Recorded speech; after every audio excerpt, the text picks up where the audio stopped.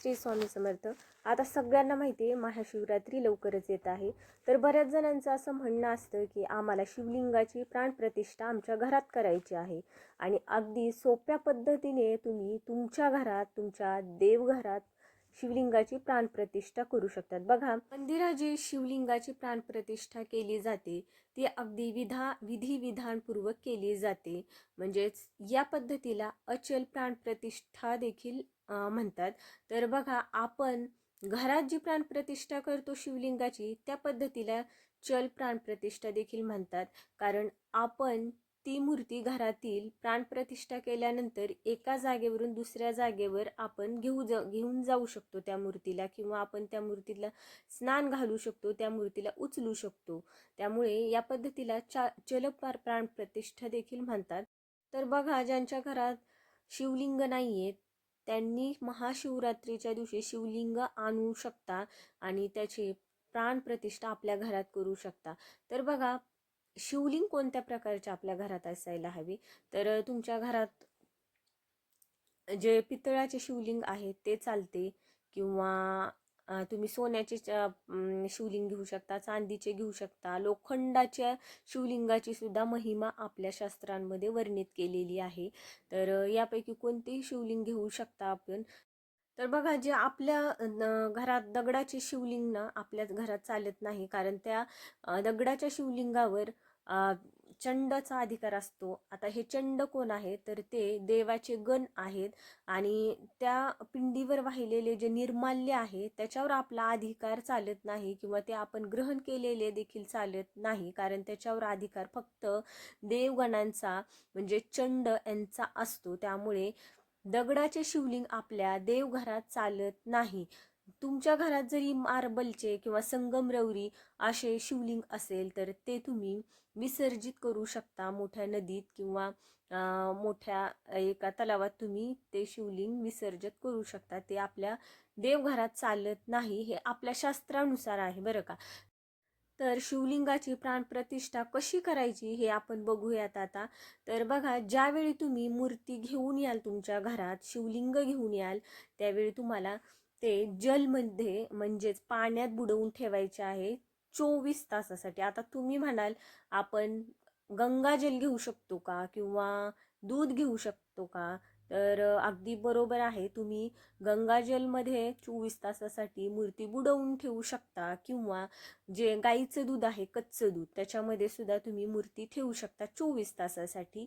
24 तासानंतर तीच मूर्ती तुम्हाला तुमच्या घरातील कोणत्याही धान्यामध्ये बुडवून ठेवायची आहे आणि त्यानंतर त्या मूर्तीची तुम्हाला तुमच्या देवघरात प्राणप्रतिष्ठा करायची आहे. आता प्राणप्रतिष्ठा करताना आपल्याला एक मंत्र म्हणायचा आहे, तो मी तुम्हाला म्हणून दाखवते आणि डिस्क्रिप्शन बॉक्समध्ये देखील तुम्ही बघू शकता. आता हा मंत्र म्हणताना तुमच्या हृदयावर एक हात ठेवायचा आहे डावा, आणि उजवा हात तुम्हाला शिवलिंगावर ठेवायचा आहे आणि मंत्र म्हणायचा आहे, कैलास शिखरात रम्यात समागच्छ मम प्रभो पूजार्थम त्वाम महेशान पूजाये स्थापयामी अहम. म्हणजेच, हे प्रभो, रमणीय कैलाश पर्वत शिखरातून तुम्ही इथे पदार्पण करा, हे आवाहन करते. हे महेशान, मी माझी पूजा सफल करण्यासाठी तुम्हाला या पार्थिव लिंगामध्ये स्थापित करतो किंवा करते, प्राण प्रतिष्ठित करत आहे. तर बघा, नर्मदेश्वर जे शिवलिंग असतं त्या शिवलिंगाची आपल्याला आपल्या घरामध्ये प्राणप्रतिष्ठा करायची गरज नाही, किंवा जे शालिग्राम असतो त्याची देखील प्राणप्रतिष्ठा करायची गरज नाही, कारण ते नदीमध्ये आपल्याला आढळते आणि ते स्वयंभू आहे असे म्हणतात. त्यामुळे प्राणप्रतिष्ठा करायची गरज नाही. तर बघा, आपल्या घरामध्ये जी कोणती तुम्ही मूर्ती आणत आहात त्याची प्राणप्रतिष्ठा करणे अतिशय अनिवार्य आहे असे आपल्या शास्त्रामध्ये म्हटले जाते.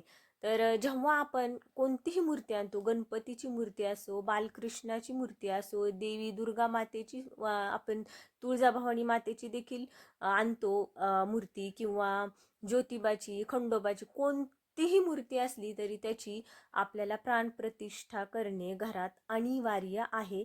कारण बघा, जसे ह्या मूर्ती ज्या असतात कारागिराने बनवलेल्या असतात आणि हा दोष त्या मूर्तीला लागतो किंवा जे ते कारागीर बनवत असतात ते बनवताना जो स्पर्श झालेला असतो तो स्पर्श शुद्धीकरणासाठी आपल्याला प्राणप्रतिष्ठा करावी लागते किंवा मूर्ती बनवताना खूप खूप ताप निर्माण झालेला असतो.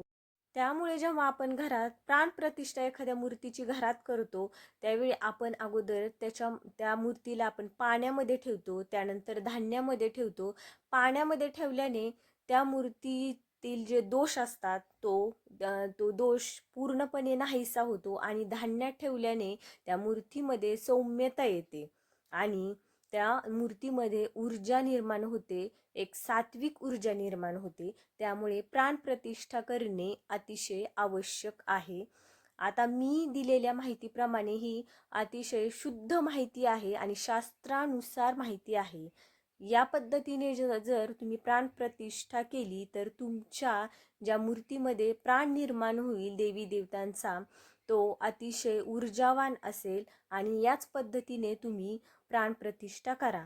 तर तुम्हाला हा व्हिडिओ कसा वाटला कमेंट करून नक्की सांगा. आवडला असेल तर कमेंटमध्ये ओम नमः शिवाय असे लिहा आणि तुम्हा सगळ्यांना महाशिवरात्रीच्या खूप खूप मनापासून शुभेच्छा. तर मंडळी भेटूयात नंतर अशाच एका नवीन माहितीसह. तोपर्यंत रामकृष्ण हरी. ओम नमः शिवाय. धन्यवाद.